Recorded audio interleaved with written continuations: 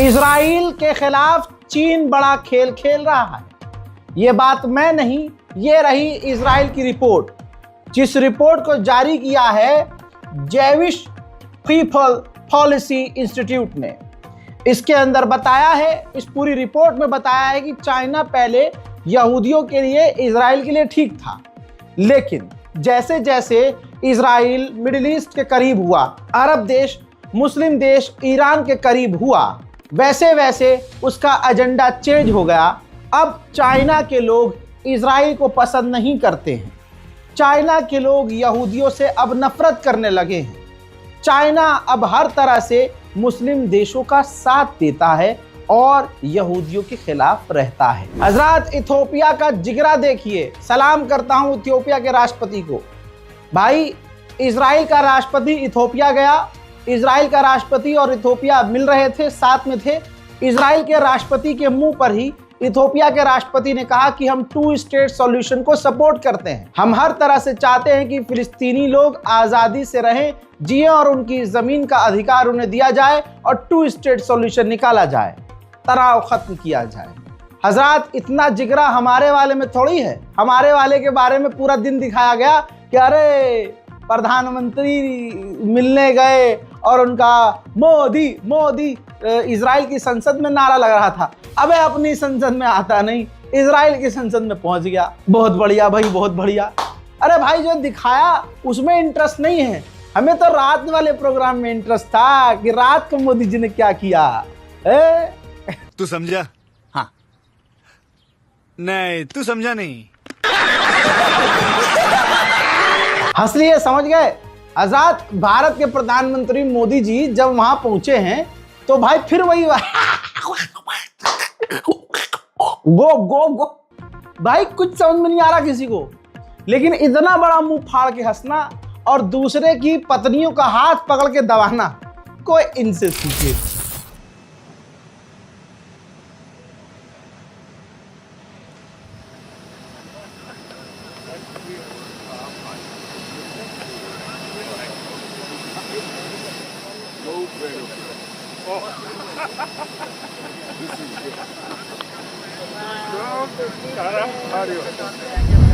मोदी जी ने पार्लियामेंट में एक बहुत बड़ी बात कही। इजराइल की पार्लियामेंट में कहा कि मैं उसी दिन भी पैदा हुआ जिस दिन इजराइल को मान्यता दी गई।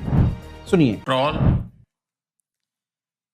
I was born on the same day that India formally recognized Israel, September 17, 1950. सुना? मैं उसी दिन पैदा हुआ जिस दिन इजराइल को मान्यता दी गई। अब मैं ये सोच रहा हूं कि अगर इजराइल को उस दिन मान्यता नहीं दी जाती तो पूरी दुनिया एक एक आदमी से बच जाती। तो मोदी जी पैदा नहीं होते क्या? अरे मोदी जी, कुछ तो सोच के बोलो। मैं उस दिन पैदा हुआ जिस दिन इजराइल को मान्यता दी गई। मोदी जी वेट कर रहे थे, नहीं मैं तभी जाऊंगा बाहर जब इजराइल को मान्यता। अरे यार मोदी जी, कुछ भी यार। हजरत, उधर से ये आदमी जहां जाए वहां पर हमें जलील करके ना, ऐसा हो ही नहीं सकता। भाई, मोदी जी ने एक बयान में ये भी कहा कि इंडिया इज मदरलैंड और इजराइल इज फादरलैंड। इस बात का कोई तुक बनता है? मतलब तुम अपने आप को औरत घोषित कर रहे हो और अगले को जो बाप घोषित कर रहे हो। और यही बात जब पाकिस्तान कहता है कि तुम बाप अगर हो तो भारत को माता क्यों कहते हो?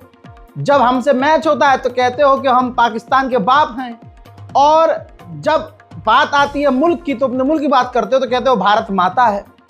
तो इन्होंने वहां भी जाकर खुद को औरत घोषित किया, भारत को जो बता दिया कि मदरलैंड और उनको बता दिया फादरलैंड। अब मुझे समझाने की जरूरत है? गोप गोप गोप कौन करेगा?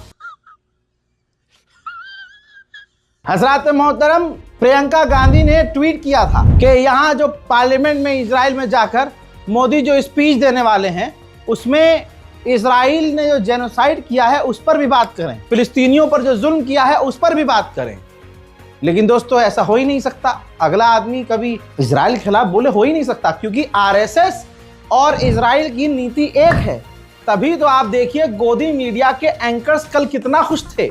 ऐसा लग रहा था कि मतलब मोदी जी इनकी अम्मा के घर गए हैं, इनके अम्मा अब्बा के, इनके मायके गए हैं, इतना खुश, जबरदस्ती खुश। ना कोई डील हुई, ना भारत का कोई फायदा हुआ। और ससुरों ने रात का प्रोग्राम नहीं बताया कि मोदी जी ने रात में क्या किया इजराइल में। हजरत नेतन्याहू को खुद इजराइल के मेंबर ऑफ पार्लियामेंट पसंद नहीं करते।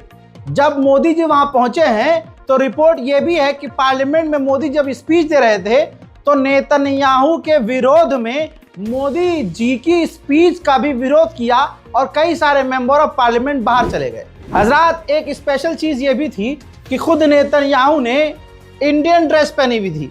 मोदी से मुलाकात के दौरान भाई साहब दो भाई मिल रहे हैं। भाई देखो ना यार, जिस एक देश तो खुल्लम खुल्ला मुस्लिम के खिलाफ है, अरब के खिलाफ है, नरसंहार करता है, दूसरा आदमी भी मुसलमानों के खिलाफ है, ईसाइयों के खिलाफ है, दलितों के खिलाफ है। बस वो खुल के नहीं बोलता, अपने लोगों से करवाता है। तो भाई दोनों सगे भाई तो लगेंगे ही ना। लेकिन मोदी खुद अपनी पार्टी का नहीं है।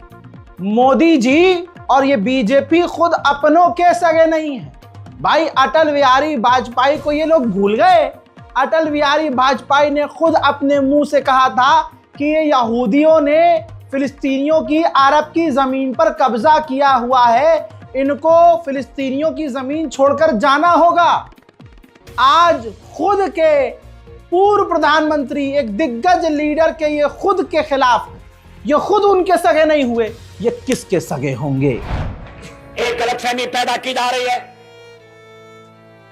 ये कहा जा रहा है जनता पार्टी की सरकार बन गई, वो अरबों का साथ नहीं देगी, इजराइल का साथ देगी। आदरणीय मोरारजी भाई इस स्थिति को स्पष्ट कर चुके हैं। गलतफहमी को दूर करने के लिए मैं कहना चाहता हूं कि हम हर एक प्रश्न को गुण और अवगुण के आधार पर देखेंगे, लेकिन मध्य पूर्व के बारे में यह स्थिति साफ है कि अरबों की जिस जमीन पर इजराइल कब्जा करके बैठा है वो जमीन उसको खाली करना होगी। आक्रमणकारी आक्रमण के फलों का उपभोग करे, यह हमें अपने संबंध में स्वीकार नहीं है। तो जो नियम हम पर लागू है वो औरों पर भी लागू होगा। अरबों की जमीन खाली होना चाहिए। जो फिलिस्तीन है, उनके जो फिलिस्तीनी हैं, उनके उचित अधिकारों की प्रस्थापना होना चाहिए। मोहतरम हजरात, ये आदमी चापलूस, ये मोदी जी इतने चापलूस हैं कि अपने फायदे के लिए कुछ भी कर सकते हैं। जाहिर सी बात है, इजराइल खुश होगा तो इजराइल इनको अच्छे अच्छे जासूसी सॉफ्टवेयर देगा। इजराइल की गवर्नमेंट की वजह से अरबों की सरकारें टिकी हुई हैं। तो मोदी को पता है कि अब तो पूरा नंगा हो गया है बीजेपी। तो जिस तरह से अब भारत के अंदर जो इलेक्शन कमीशन है वो भी खुल गई है कि वो मोदी का किस तरह साथ देती है, किस तरह से फर्जीवाड़ा किया जाता है, तो आगे चुनाव में दिक्कत आएगी। तो मोदी जी ने अब नया स्टेप लिया है ये कि भाई ऐसे व्यक्ति के करीब हो जाओ नेतन्याहू के, जो खुद क्राइम मास्टर गोगो है, जिसको क्राइम मिनिस्टर कहा जाता है, जिस आदमी के खिलाफ खुद के इजरायली लोग, लाखों लोग, करोड़ों लोग सड़कों पर उतरकर प्रदर्शन करते हैं, और उस इजराइल के करीब हो जाओ जो इजराइल की पॉलिसी दूसरे देशों की सरकारें बनवाती और गिरवाती हैं। तो जब उसकी चापलूसी करेंगे तो भारत में लंबे समय तक के लिए मोदी प्रधानमंत्री रहेंगे। हजरात, ये खुद मोदी उस ग्रुप का आदमी है जो ग्रुप महात्मा गांधी को उनके मरण दिन पर दोबारा से गोली मारकर उनको याद करते हैं। उसी महात्मा गांधी ने क्या कहा था? फिलिस्तीन अरब का है, अरब और फिलिस्तीन एक हैं, फिलिस्तीन की जमीन अरब की है। ठीक वैसे जैसे इंग्लैंड की जमीन इंग्लिश की है, इंग्लिश लोगों की है, अंग्रेजों की जमीन अंग्रेजों की है, फ्रांस की जमीन फ्रेंच की है। इस वजह से ठीक वैसे ही फिलिस्तीन की जमीन फिलिस्तीनियों की है। फिलिस्तीनियों के ऊपर, अरब के ऊपर इजराइल को थोपना सरासर गलत है। फिलिस्तीनियों की जमीन आजाद होनी चाहिए। यह बात महात्मा गांधी ने कही। और मेरे दोस्तों, महात्मा गांधी के खिलाफ कौन है, कौन सी पार्टी है, यहां हमें किसी को खुलकर बताने की जरूरत नहीं है। ये दुनिया जानती है। इजराइल के डिफेंस मिनिस्टर ने ऐलान किया कि हम परमानेंट गाजा, सीरिया और लेबनान में रहेंगे, हम बाहर कभी नहीं निकलेंगे, न पीछे हटेंगे। इजराइल ने जो वेस्ट बैंक पर कब्जे का ऐलान कर दिया है, इस पर तुर्की ने सिर्फ निंदा की है, और निंदा करने के अलावा तुर्की कुछ उखाड़ भी नहीं सकता। चलिए, आप देखना नहीं चाहते लेकिन मैं दिखाऊंगा। गाजा के हालात देख लीजिए, बाढ़ का माहौल है। एक तो बेचारे फिलिस्तीन गाजा के लोग घायल, बीमार, अपाई हो चुके हैं। अभी उनको बिना हाथ पैर के जीने की आदत नहीं है, लेकिन अब उनके ही टेंटों में बाढ़ है, उनके ही इलाकों में बाढ़ है। खाने पीने के लिए कुछ नहीं है उनके पास, मदद पहुंच नहीं रही है, और हम मदद के लिए आगे आ नहीं रहे। हजरात, गाजा के ऊपर नजर रखने के लिए इजराइल लगातार ड्रोन उड़ा रहा है और गाजा के लोगों पर नजर रख रहा है। इजराइल ने जर्मनी को अपनी एक सबमरीन ड्रोन सौंप दी है। कहा जा रहा है कि जर्मनी इजराइल से भारी भरकम हथियार ले रहा है। इसके अलावा चंद तस्वीरें एक साथ आपकी स्क्रीन पर हैं, ध्यान से देखिए। इजराइल के सेटलरों ने, इजराइल के आम यहूदी लोगों ने फिलिस्तीनियों के इलाकों में वेस्ट बैंक में घुसपैठ करी, और रोज की तरह जो पिछले 2 साल से ये कर रहे हैं, उन्होंने कल ये फिर किया। फिलिस्तीनियों की प्रॉपर्टीज में आग लगाई, फिलिस्तीनियों की गाड़ियों में आग लगाई, उनका साजो सामान लूट कर ले गए। इसके अलावा फिलिस्तीन के वेस्ट बैंक में फिलिस्तीनियों के मकानों को इजराइल आधिकारिक तौर पर तोड़ रहा है, बुलडोजर चला रहा है, उनके घरों पर कब्जा कर रहा है। रमजान के इस पाक अवसर पर जहां पहले लाख लोग फिलिस्तीन के जा सकते थे बैतुल मुकद्दस में, अब सिर्फ 20-25 हजार जा सकते हैं, वो भी बड़ी मुश्किल से और एक साथ नहीं। और अगर टुकड़े में लोग जा भी रहे हैं तो ये देखिए, बैतुल मुकद्दस से मस्जिद अल अक्सा के अंदर से, मस्जिद के परिसर से फिलिस्तीनी बेगुनाहों को, निहत्तों को इजराइल की पुलिस जबरदस्ती गिरफ्तार करके ले जा रही है। एक बार फिर से फ्लोटिला काफिला आने की तैयारी में है। तैयारी की जा रही है कि फ्रीडम फ्लोटिला नाम से गाजा के लिए एक फ्लोटिला मदद लेकर आए, जो गाजा तक पहुंचे। अभी तक गजा तक कोई फ्लोटिला नहीं पहुंच पाई है, लेकिन कहा जा रहा है कि ये फ्लोटिला का काफिला सबसे बड़ा होने वाला है, जिसमें कम से कम 3000 एक्टिविस्ट, आम लोग और डॉक्टर्स शामिल होंगे। हजरात, जो इजरायली फिलिस्तीनियों की जमीन पर गैर कानूनी तरीके से रह रहे हैं, अमेरिका उनको भी वीजा देने को तैयार है, जिस पर अब फिलिस्तीन अथॉरिटी ने निंदा की है अमेरिका की, और कहा कि यह सरासर गलत है। इससे हिंसा और तनाव इलाके में और बढ़ेगा। सिर्फ पिछले ही साल, 1 साल के अंदर इजराइल ने 129 पत्रकारों को कत्ल कर दिया। रिपोर्ट की माने तो 1 साल के अंदर पूरी दुनिया के 2/3 पत्रकारों को अकेले इजराइल ने ही कत्ल किया। और वहां पर मोदी जी जाके आज रमजान है, क्या कहें, यही सच्चाई है। सोमालियालैंड और इजराइल ने अपने एक दूसरे के लिए, दोनों ने एक दूसरे के लिए अपने अपने एम्बेसडर घोषित कर दिए हैं। हजरात मोहतरम, उधर सीरिया के ऊपर इजराइल के फाइटर जेट तक उड़ते हुए नजर आ रहे हैं।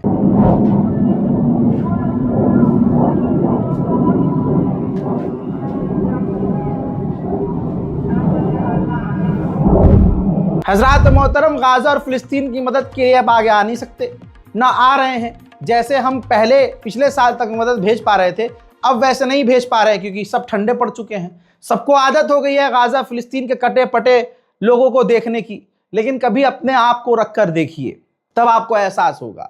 बहरहाल दोस्तों, दिक्कत आ रही है बहुत ज्यादा। लोग कह रहे हैं भैया स्कैनर काम नहीं कर रहा है, तो आपकी स्क्रीन पर मौजूद ये अकाउंट डिटेल है। पेटीएम पर सिंपल ऑप्शन आता है, मैंने रेड सर्कल में मार्क कर दिया है कि पेटीएम पर आप बैंक ट्रांसफर पर क्लिक कीजिए, और बैंक ट्रांसफर पर हमारा जो अकाउंट डिटेल है, IFSC कोड है, डालिए, और आप उसके बाद मदद भेज सकते हैं। वरना आप ये डिटेल जो स्क्रीन पर चल रही है, किसी भी साइबर कैफे वाले के पास जाइए और उससे आप कह के बैंक ट्रांसफर करवाकर गाजा और फिलिस्तीन की मदद के लिए आगे आ सकते हैं। देखिए, जिसके मन में होगा मदद करना, वो कितनी भी मुश्किल आए मदद करेगा, और जिसको नहीं करनी होती वो एक ही बार करेगा, भाई ये तो काम नहीं कर रहा, मैं तो यहाँ। तो दोस्तों, गाजा और फिलिस्तीन की मदद के लिए आगे आइए। हमें उनकी ईद को बेहतर बनाना है। और देखिए, हमारे गुनाह खुद इतने हैं कि हम क्या ही कुछ करेंगे। हाँ, ये हो सकता है सवाब पता नहीं मिले ना मिले, अल्लाह कबूल करे ना करे, लेकिन कम से कम हम कोशिश तो करें कि गाजा के भूखे लोगों के दहाने तक हमारे जो पैसे हैं, हमारा 4 रुपया भी अगर है तो उसकी कंट्रीब्यूशन से उनके दाहनों तक, एक निवाला तक तो पहुंच जाए। यही मेरा मकसद है। अगर आप साथ दे सकते हैं तो ठीक है, वरना अल्लाह खैर सल्ला। मैं हूं रजा और आप देख रहे थे रजा ग्राफी की मिडिल ईस्ट स्पेशल रिपोर्ट। फिलहाल के लिए इस रिपोर्ट में इतना ही। इंतजार कीजिए मेरे अगले अपडेट का। तब तक के लिए जय हिंद।